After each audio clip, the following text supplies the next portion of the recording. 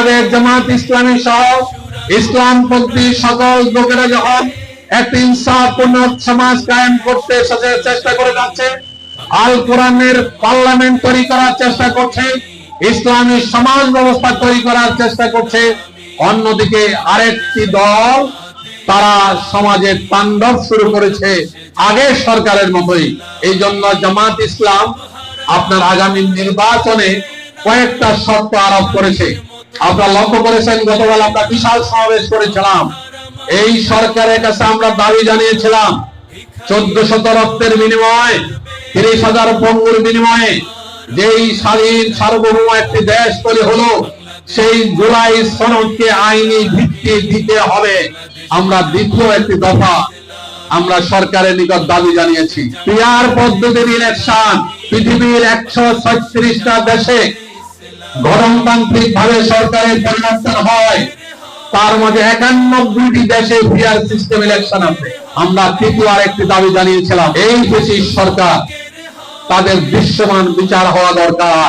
যে দৃশ্যমান বিচার না হওয়া পর্যন্ত এই জাতি আপনার কোনদিন নির্বাচন মেনে নিবে না। কোরআনের একটি আয়াত, আমি নরমালি নিজের কথা কম বলি, কোরআনই বলি, আয়াতটি আমি বলি আপনাদের সামনে।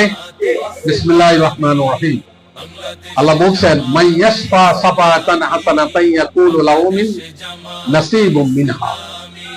কেউ যদি কল্যাণকর কাজে, ভালো কাজে তার মতামত ব্যক্ত করে, আল্লাহ বলেন ওই ব্যক্তির মাধ্যমে যত ভালো কাজ হবে আমি তার আমলনামায় ওই অংশটা যুক্ত করে দেব। আপনি যদি কোনো খারাপ মানুষের পক্ষে মতামত পেশ করেন, আপনি যদি কোনো খারাপ মানুষের জন্য আপনার সুপারিশ করেন, তাহলে আল্লাহ বলছেন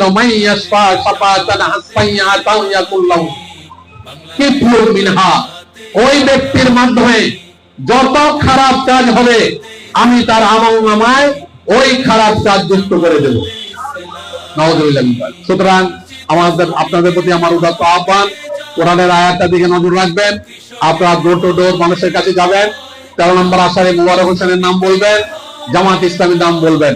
আমরা ডাকসু এবং জাকসুর নির্বাচনের পরে আমরা সারা বাংলাদেশে যে পরিমাণ গণসংযোগ চালাচ্ছি, প্রত্যেকটি জায়গায় বাংলাদেশ জামাত ইসলামীর জয় জয়কার অবস্থা। আলহামদুলিল্লাহ, এদেশের সচেতন মানুষ আগামীতে বাংলাদেশ জামাত ইসলামের রাষ্ট্রীয় ক্ষমতা যেতে চায়। বাংলাদেশের মানুষকে জামাত আশ্বস্ত করেছে, আমরা রাষ্ট্রীয় ক্ষমতায় গেলে দুর্নীতিবিহীন একটি সমাজ আমরা কায়েম করতে সক্ষম হব। এই উদাত্ত আহ্বান জানিয়ে আমি আমার বক্তব্য শেষ করলাম। আসসালামু আলাইকুম ওয়া রাহমাতুল্লাহি ওয়া বারাকাতুহু।